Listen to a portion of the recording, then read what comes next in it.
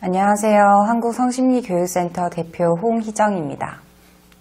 자기공부를 가르치는 편말입니다. SNS나 어플만 봐도 쉽게 아실 수 있듯이 자신을 개복이나 창녀 혹은 걸레나 육변기 등으로 말하는 여자들이 있는데요. 또 이런 여자들을 보고 삶을 개척하는 게 멋있다.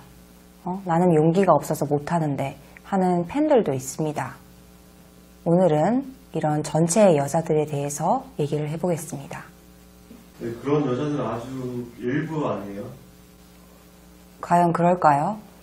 아무튼 그 중에는 성욕을 느끼려고 그렇게 하는 여자들도 있는데 이유가 무엇이든지 상관없이 자신을 개복이나 창녀 혹은 걸레나 육변기 등으로 말하는 것은 성적으로 자신을 비하하는 것입니다. 따라서 이런 여자들은 스스로를 성적으로 비하하는 여자들이라고 말할 수 있죠.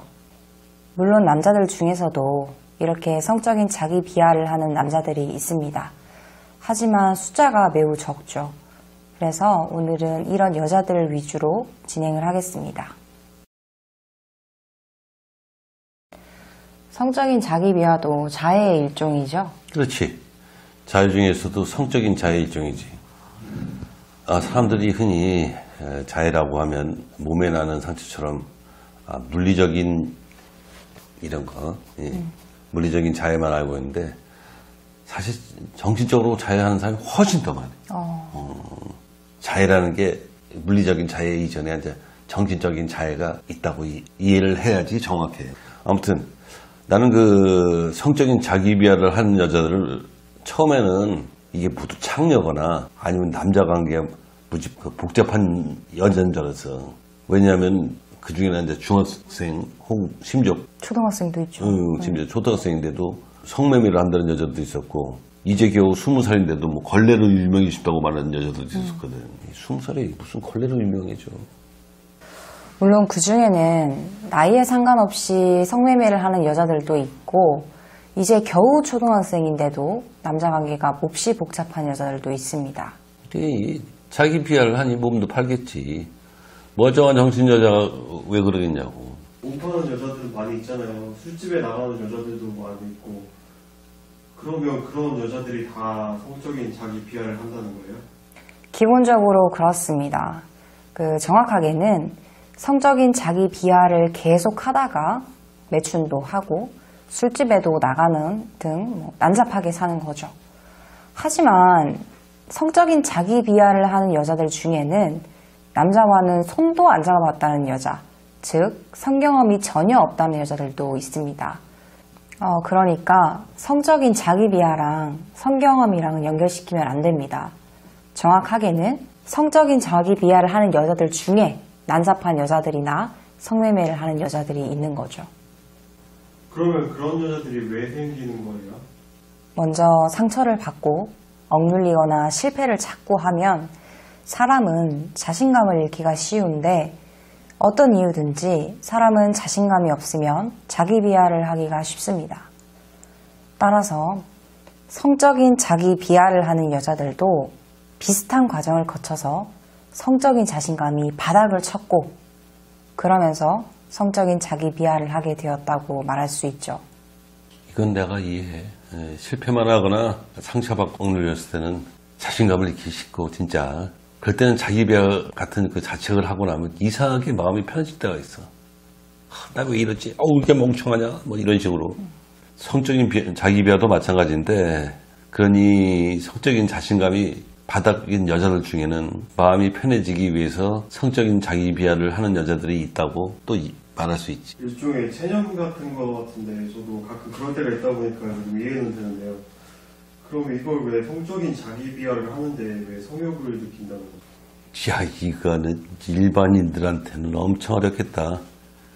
똥대가리 심리학쟁이들이나 정신과 의사 등의 자칭 전문가라는 것들도 보나마나 못 알아듣겠지, 이건?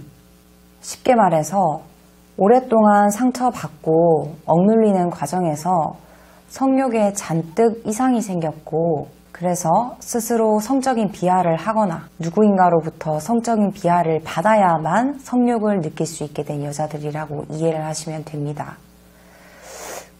SM을 하는 사람들 중에서 마조이스트들도 기본적으로 이런 경우입니다. 한마디로 말하면 성적인 비하 같은 정신적인 해코지를 통해서만 성욕을 느낄 수 있는 변태들이란 말이지. 그렇죠. 또 같은 말을 하게 되는데 남자나 여자로서 충분한 자부심만 갖고 있으면 즉 성적인 자부심만 갖고 있으면 상처받고 억눌려도 또 실패를 계속해도 성적인 자기 비하를 안 할 수 있거든. 그래서 부모들한테 자식이 성적인 자부심을 가질 수 있게 키우라고 말하는데 부모들이 죽어라고 말을 안 들어요. 참. 엄마가 성적인 자부심이 없는데 그런 말 할 수 있겠어요? 여하튼 그래도 자식은 그렇게 키우지 말아야 될 거 아니야. 그럼 성적인 자부심이나 자존감이 있으면 쉽게 성적인 자기 비하는 안 할 수도 있겠네요. 그리고 타인에게 비하를 받는 것도 거부할 수도 있을 것 같고요. 그치. 그런데 자존감이라는 표현은 정확하지 않습니다.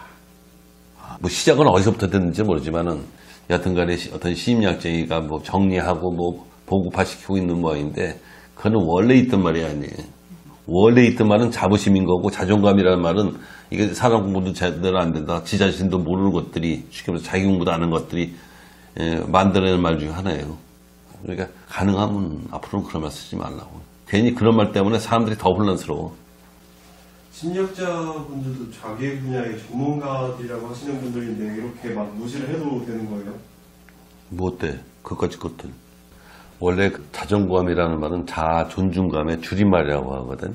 근데 여기서 자아라는 말은 에고라고도 하고 어쩌고저쩌고 말이 있던데 심리학쟁이들 철학쟁이들 하는 말이 있던데 그러면은 자신을 알아가는 과정에서 아예 나오지도 않아.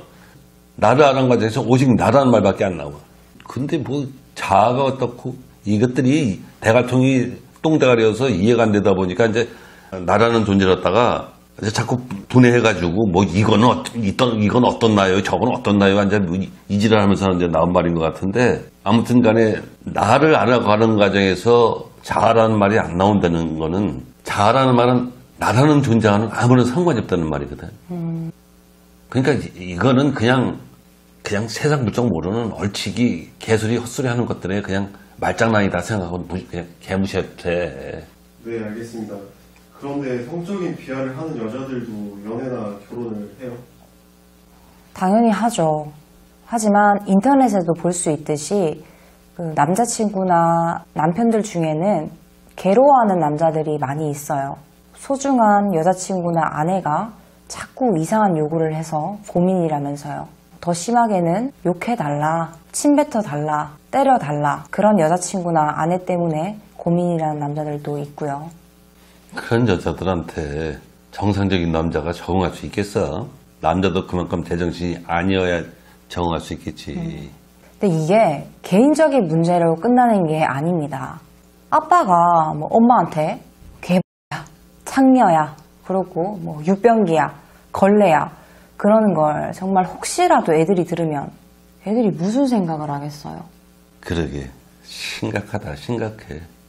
그리고 성적인 자기 비하를 하는 여자들 중에는 결혼 전까지는 그나마 잘 살았는데 결혼 뒤에 갑자기 남자 관계가 난잡하게 된다거나 또 몸을 파는 여자들도 있더라고. 그런데 이런 여자가 한두 명이 아니야. 올해 뉴스에 2번인가 3번인가 나온 것 같은데. 결혼을 했을 때는 이제 남편이 자기한테 잘해주는 거를 감당을 못하는 거죠. 쉽게 말해서. 그런 여자들도 있고. 그래서 성적인 자기 비하도 결혼하기 전에 고쳐야 되는데 그런 여자들이 고칠 생각을 안 해요. 근데 그런 사람들을 왜 안 고치는 건가요? 아이고, 사람들이 자신에게 관심이 많은 것 같지만 사실은 자신에게 관심 있는 사람들이 매우 드물어요. 그리고 자신에게 관심이 없는 사람들의 특징이 있는데 자신에게 진짜 필요한 게 뭔지 몰라. 자신의 진짜 문제도 또 뭔지 몰라.